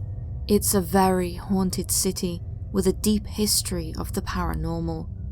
I've lived with supernatural events my whole life, but there is one story that stands out particularly clearly in my memory. This is also one of the few stories that I share with someone else who can corroborate what I saw. It took place in the Old Exchange and Provost Dungeon on East Bay Street in Charleston. The Old Exchange and Provost Dungeon was used during the Revolutionary War to imprison patriots and, on occasion, pirates. Charleston is right on the waterline, so anything underground will flood with salt water, which includes the dungeon. It would have been a damp, dark, miserable place to be locked up. Centuries after the last person was released, there is still a sense of despair and anger down there. The ridiculous animatronic characters and workers in colonial garb do nothing to reduce that sense of wrongness. To get to the actual dungeon, you have to go down a very tight, twisting staircase that is decorated with pictures and information about pirates in the area. My best friend had come to visit me whilst I was at college, and I took her to see the place. We were early and told the dungeon would be empty and that we should wait in the sitting area for the guide to bring down the rest of the tour group. Happy to be on our own, she and I went down the stairs talking loudly and laughing as friends will. When we reached the last flight of stairs, we could see down the door into the room before the dungeon. Just in the doorway was a young man in the red regimentals of a British soldier. He was standing at attention just inside the waiting area.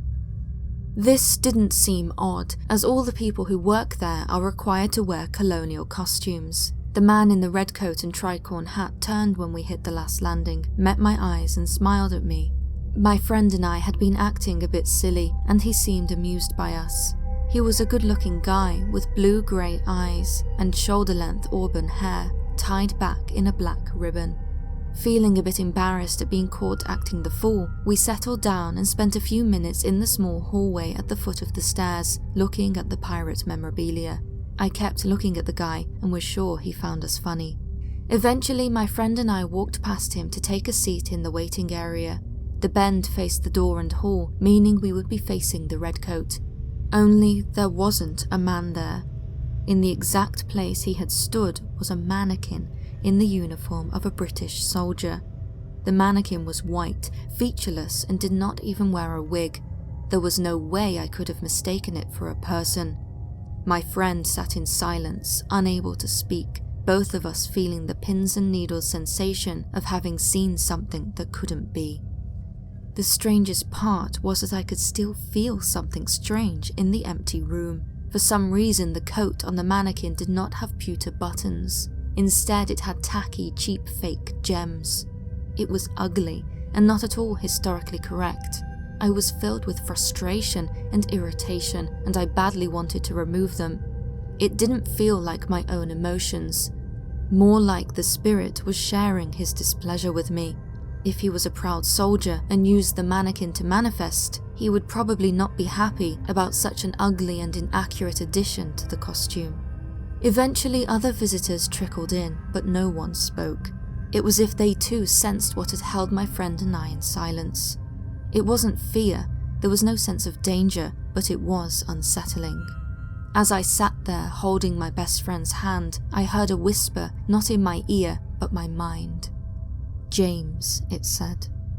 When the tour guide entered, he commented on how quiet we were and jokingly asked if we had seen a ghost. My friend and I didn't say anything, but I did point out that people had died in that place. The rest of the visit was mundane, and we left and went on with our day. My friend and I talked about it briefly and agreed that we had both seen a young man with auburn hair before we walked through the doorway.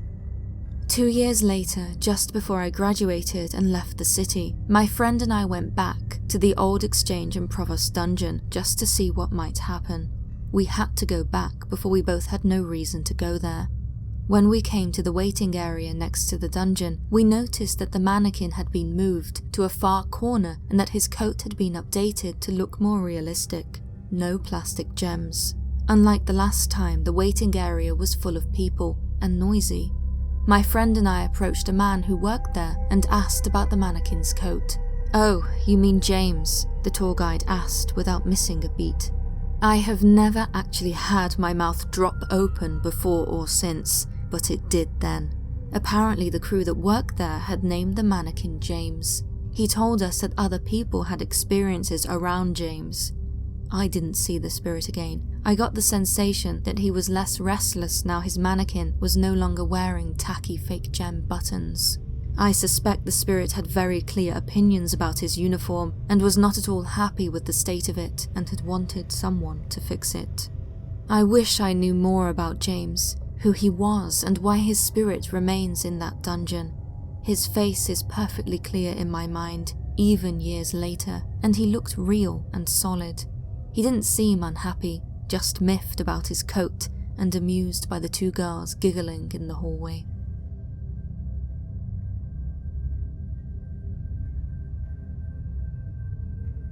To tell you my experience, I first have to tell you about how my grandpa died. For all my adolescence, I lived one field away from my grandparents. I visited them often and loved them both dearly. My grandmother was queen of the home, and my grandfather was a farmer and accomplished carpenter. By the time I was born, they were already quite old. My grandpa had suffered 2 strokes that left him mostly paralyzed by the time I was 7. He spent his days in a hospital bed in the living room. From there, he could look out of the big front windows. Seeing him like that never scared me. He was my grandpa, and I would talk to him like he was going to be able to answer me. One day whilst I was visiting, he started making weird, gurgling, breathy noises. I could see his eyes, and I knew he was not okay. I was still 7 years old and didn't know what death was. As an adult, I am able to realize that was a death rattle. I screamed for my grandma, who was in the cellar canning tomatoes. She came up and hugged me. I told her we had to help Grandpa. She soothed me and told me that Grandpa was dying, but that it was okay. He wouldn't hurt anymore. He would be able to do what he loved again. We wouldn't be able to see him again, except in pictures, but we could still talk to him and he would listen. He could even talk to God for us to help us, and that if I called him, he would come back to me. Always. As I said, at the time I hadn't known what death was yet, but my grandma gave me some comfort. Years later, I was on a visit home from college. My grandma had passed about 1.5 years earlier. My parents were out of town for the night, so I was alone in my old house. Normally they left the dog so I would be alerted to intruders, but there was another reason why I asked to keep the dog with me at home. No matter where I was, day or night, when I was alone or far away from other people, I would sometimes smell something not present, feel touches, or even the presence of a person. Sometimes I'd be alone in a house when a repetitive noise, like knocking or the bouncing of a ball, would start.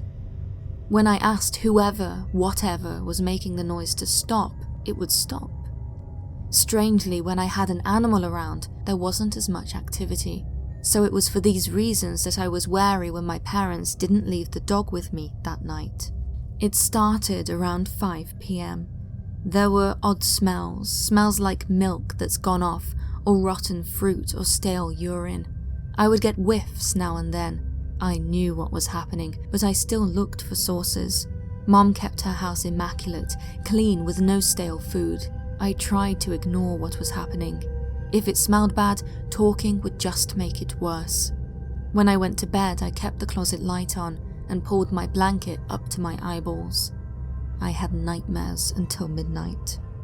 It was around then that I woke up, because the smell was unbearable. Sitting alone in bed, alone in the house, it got worse. I felt something on my cheek.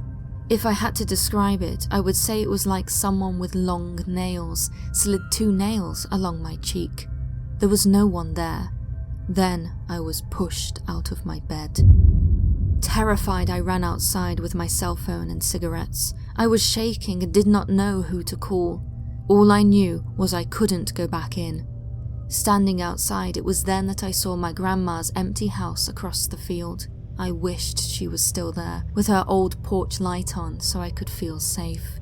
Then I remembered what she had told me about Grandpa all those years ago, so I started talking to both of them, telling them how scared I was, telling them I didn't know what to do. I started crying. Then that porch light came on. I saw it light up from across the field.